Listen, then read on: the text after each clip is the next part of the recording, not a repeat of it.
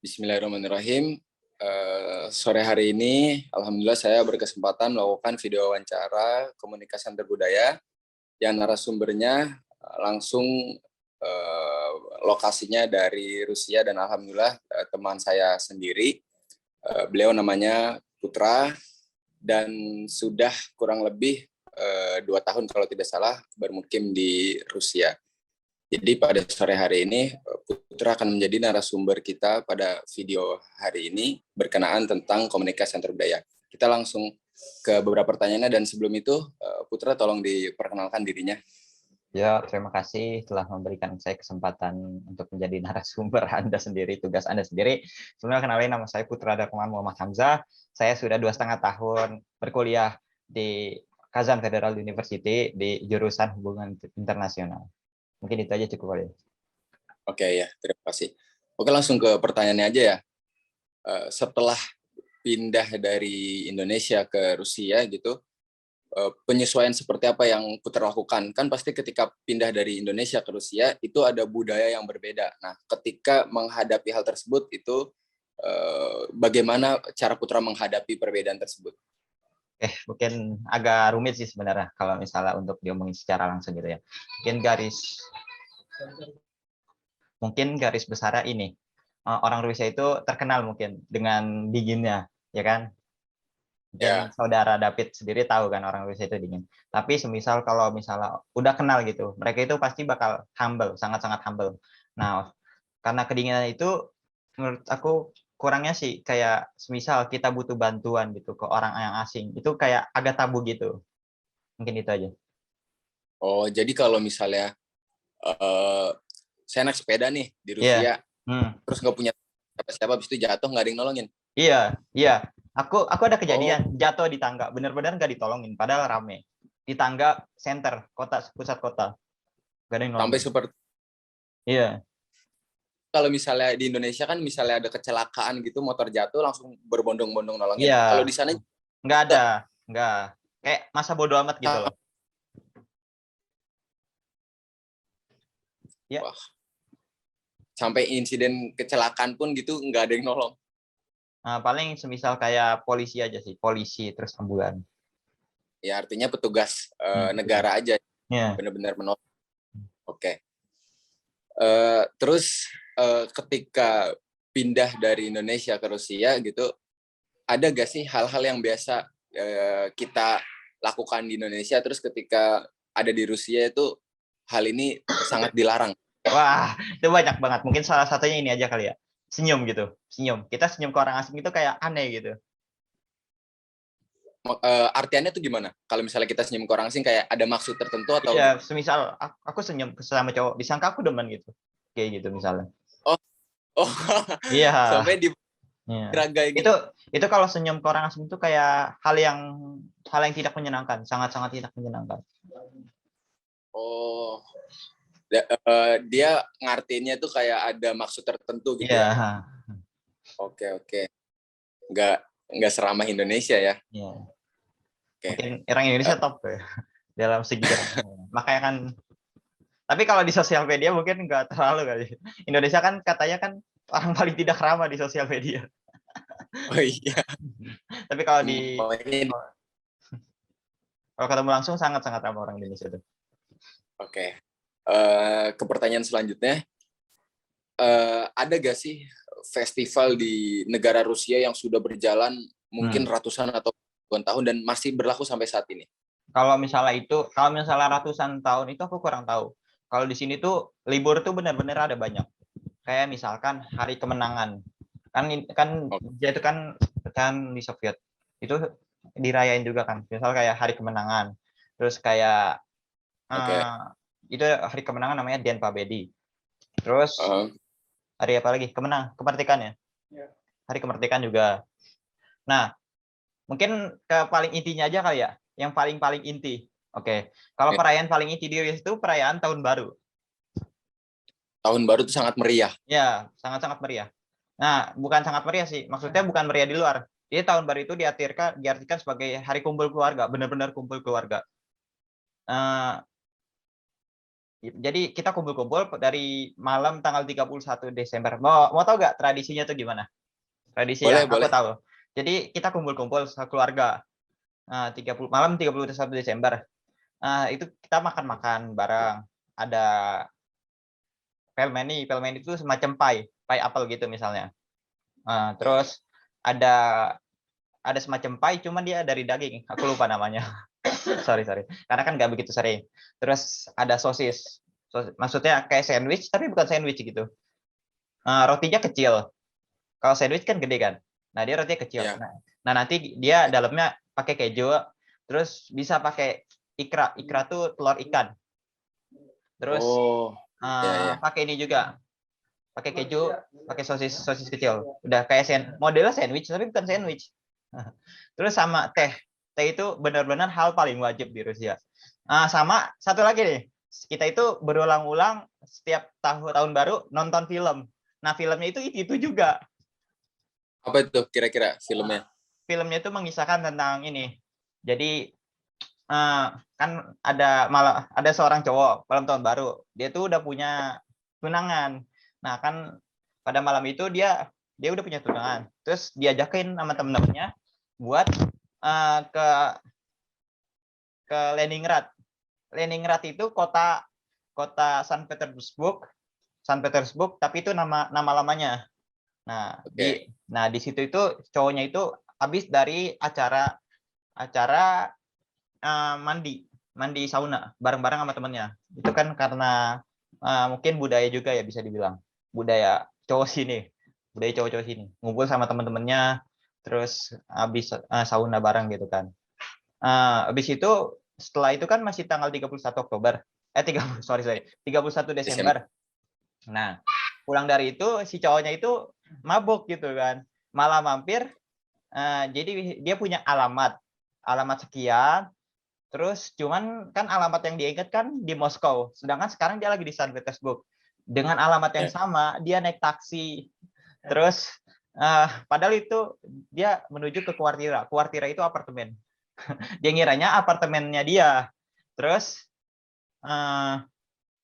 pas di dalam, ternyata kuncinya bisa masuk. Gua nggak tahu, aku nggak tahu kenapa kuncinya bisa masuk gitu.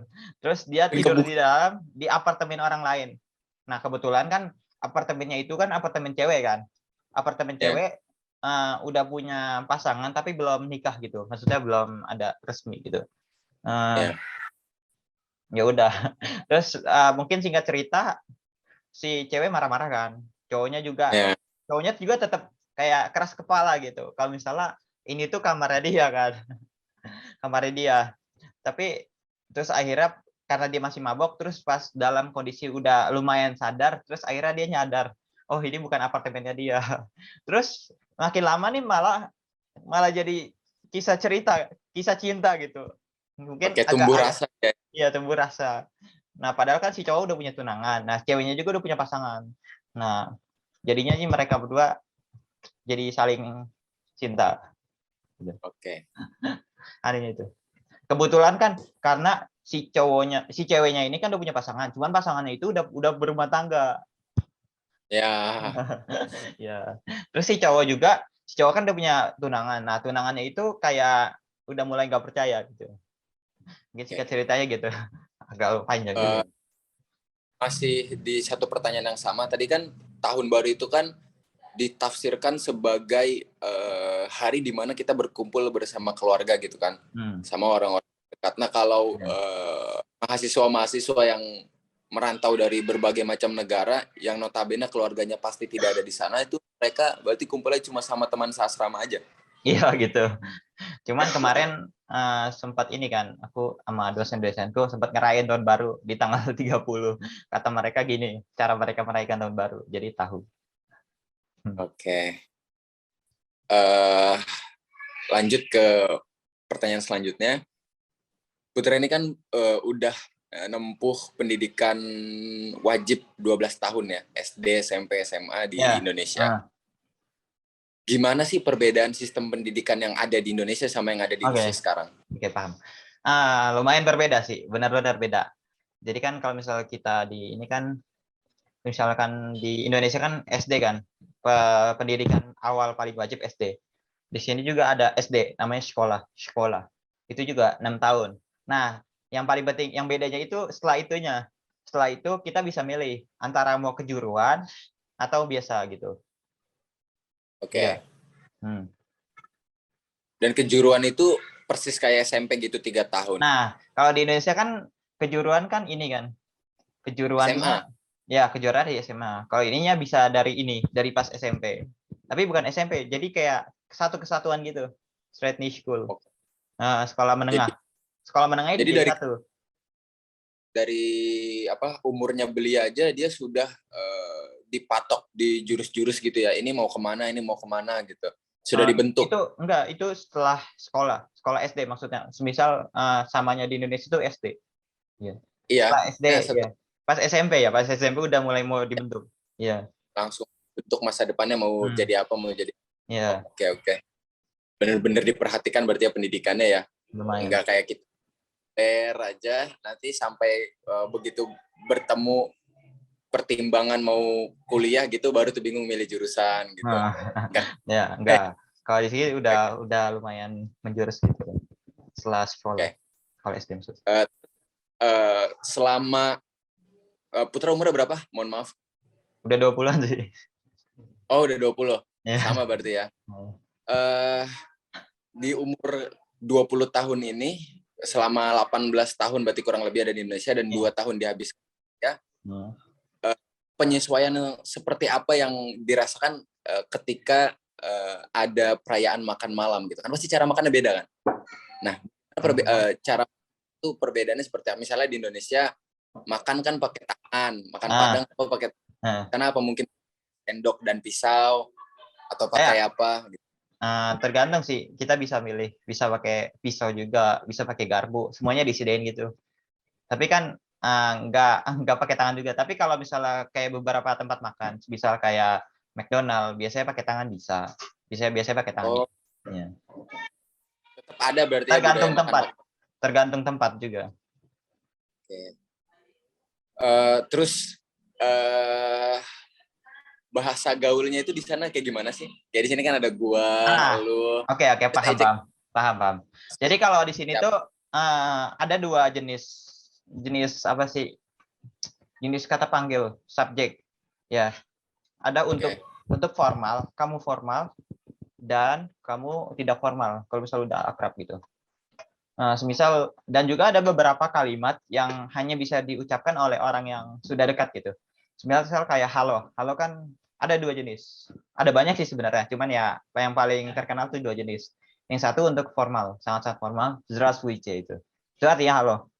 Kalau ada lagi satu halo atau hai untuk yang informal atau yang sudah dekat. Biasanya kita bilang привет gitu kan.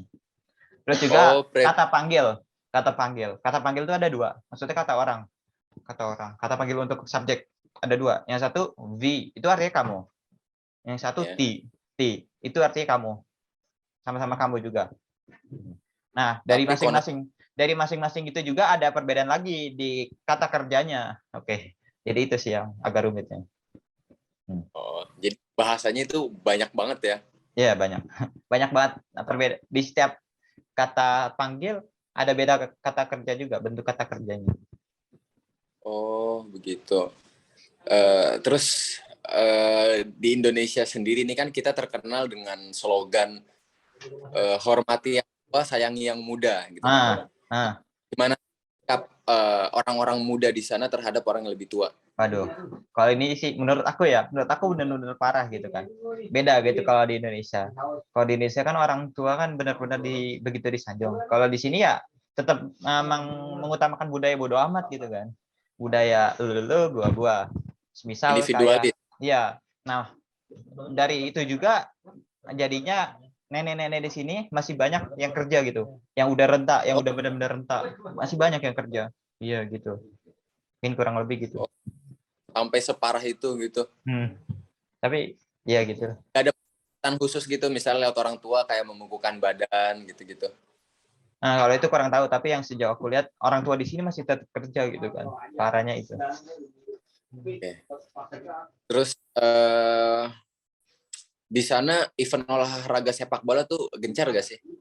Lumayan gencar. Tapi kalau musim dingin kurang. Eh, Gimana sih kalau Rusia mengadakan event olahraga di sini kan? Kalau di Indonesia sendiri, misalnya ada event olahraga sepak bola gitu kan, kita kenal lah di GBK. Habis itu nanti kalau Persija yang main berisik lah, ada ricuh lah, apalagi kita ketemu sama anak Bandung.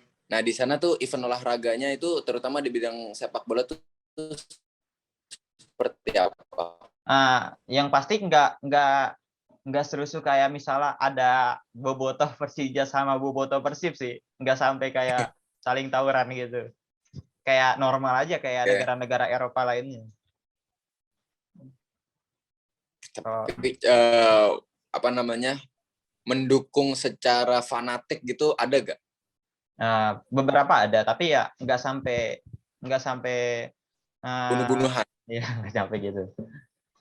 Oke.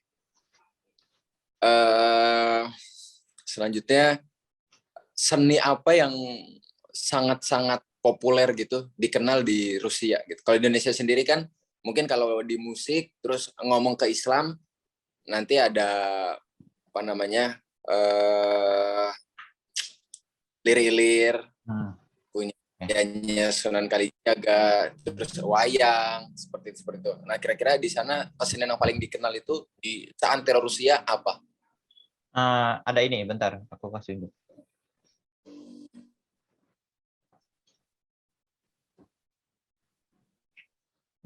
Jadi ada yang terkenal tuh ada musik tradisional sama musik di kalangan tradisional sama musik yang sejenis modern.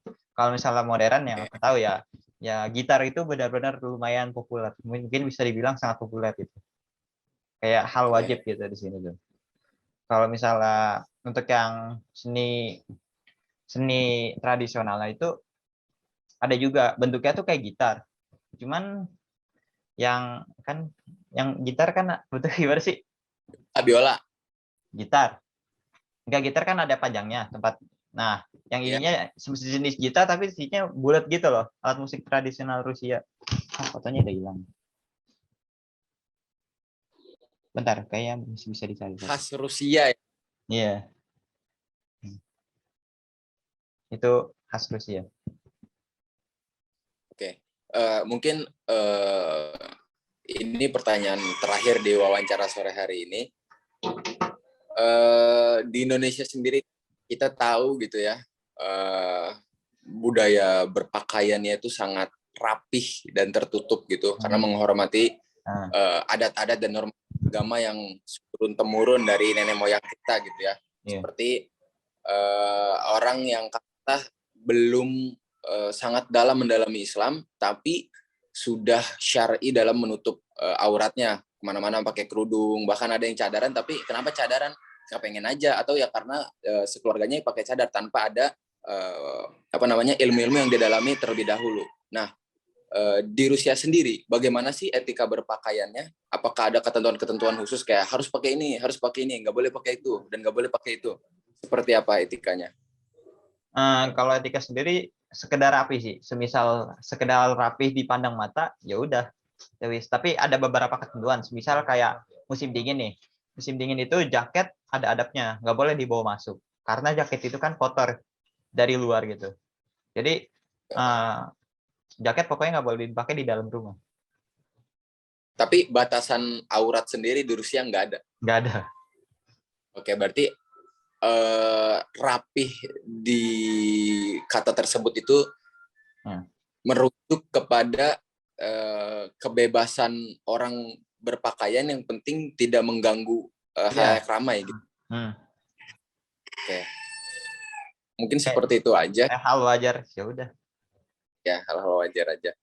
Artinya di pinggir jalan pun misalnya pakai celana pendek dan baju udah normal biasa. Iya, biasa. Kalau itu hujat dan viral media sosial. Nggak ada yang hujat.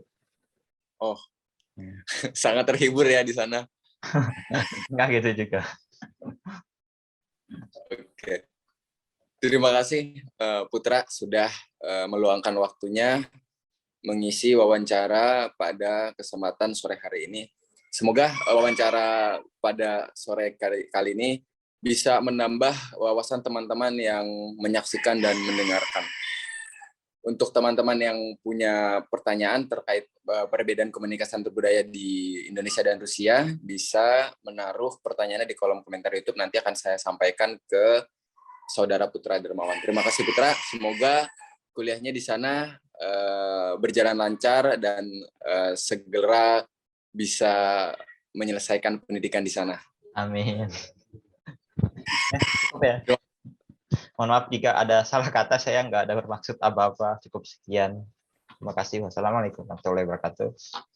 Waalaikumsalam warahmatullahi wabarakatuh.